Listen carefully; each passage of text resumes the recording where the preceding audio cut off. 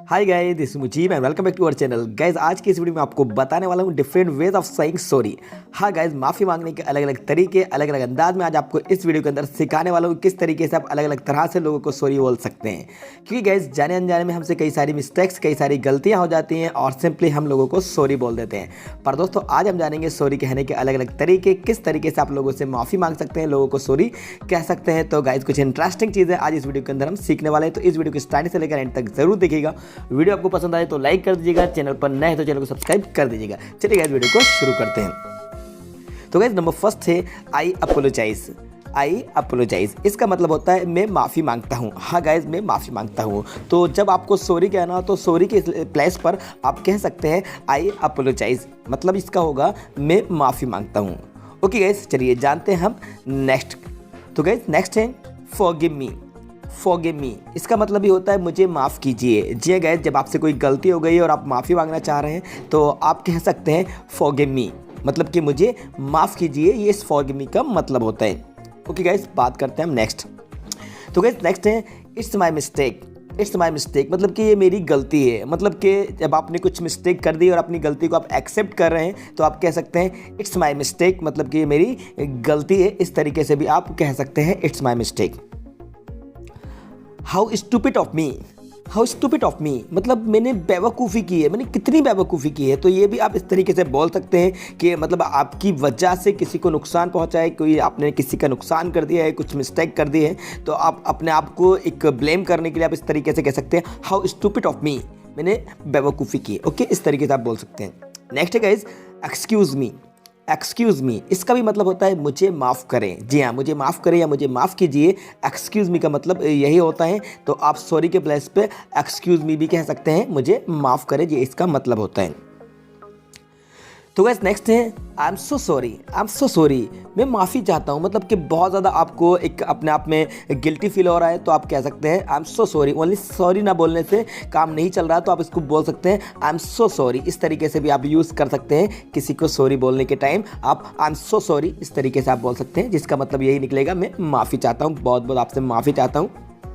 Next है guys pardon me. जी हाँ, pardon me, इसका मतलब भी यही होगा मुझे माफ़ कीजिए। पार्डन मी, मुझे माफ़ कीजिए, इसका आप यूज़ कर सकते हैं।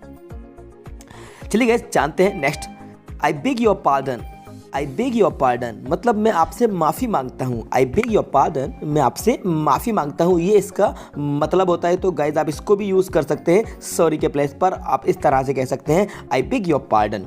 ओके, चलिए नेक्स्ट बात करते हैं गाइज। तो हमारा नेक्स्ट सेंटेंस है this is my fault. This is my fault, मतलब कि ये मेरी गलती है। दिस इज़ माई फॉल्ट, ये मेरी गलती है। तो आप इसका भी यूज़ कर सकते हैं अपनी इंग्लिश में जान डालने के लिए, अपनी इंग्लिश को इंटरेस्टिंग बनाने के लिए। आप अलग अलग तरह से कोई भी सेंटेंस को यूज़ कर सकते हैं। दिस इज़ माई फॉल्ट, ये मेरी गलती है। Next guys, I was wrong, मतलब मैं गलत था। आई वॉज रॉन्ग, इसका मतलब होगा मैं गलत था। मतलब कि आप एक्सेप्ट कर रहे हैं कि आपने गलती की और आप गलत थे, तो आप कह सकते हैं आई वॉज रॉन्ग, मतलब कि मैं गलत था। ओके गाइस, बात करते हैं next. Sorry about that. Sorry about that, इसका मतलब होगा गाइज उसके लिए माफ़ी चाहता हूँ। सॉरी अबाउट दैट, मतलब कि आप उस बात को रिमाइंड करा रहे हैं कि जो मैंने कुछ किया, what ever I have done, मतलब जो भी कुछ गलती मैंने की, सॉरी अबाउट दैट, कि उसके लिए आपसे माफ़ी चाहता हूँ। Sorry about that. ओके, चलिए गाइज, बात करते हैं नेक्स्ट।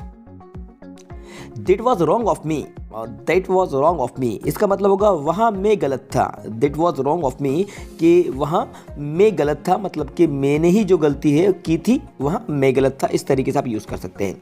यदि आप अपने आप को एक अफसोस एक्सप्रेस करना चाह रहे हैं और आप अफसोस व्यक्त करना चाह रहे हैं तो आप कह सकते हैं आई रिग्रेट, मुझे अफसोस है। इसका मतलब होगा आई रिग्रेट, मतलब मुझे अफसोस है, मतलब कि आपको पश्चाताप हो रहा है, आप रिपेंटेंस कर रहे हैं, तो आप इसको कह सकते हैं आई रिग्रेट, मुझे अफसोस है।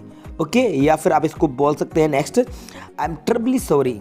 आई एम ट्रिपली सॉरी, मैं बहुत माफ़ी चाहता हूँ। आई एम ट्रिपली सॉरी, मैं बहुत माफ़ी चाहता हूँ। ओके गाइज, तो इस तरीके से आप different ways of saying sorry का यूज़ कर सकते हैं। अलग अलग तरह से आप लोगों को सॉरी कह सकते हैं, लोगों से माफ़ी मांग सकते हैं। यदि आपने जाने या अनजाने में किसी को कुछ नुकसान पहुँचाया है, किसी को हर्ट किया है, कोई मिस्टेक की है, कोई गलती की है, तो गाइज आप सॉरी के साथ साथ इन वर्ड्स का यूज़ कर सकते हैं, या सॉरी के प्लेस पर आप इस तरह के न्यू सेंटेंसेस का, न्यू फ्रेजेस का यूज़ कर सकते हैं। और लोग जो जिनका साथ आपने नुकसान किया है या कुछ भी गलती की है तो उससे आप माफ़ी मांग सकते हैं, सॉरी कह सकते हैं। ओके गाइस, उम्मीद करता हूँ ये वीडियो आपको पसंद होगी। तो गाइस इस वीडियो को लाइक कर दीजिएगा, अपने सारे फ्रेंड्स को ज़्यादा से ज़्यादा शेयर कर दीजिएगा।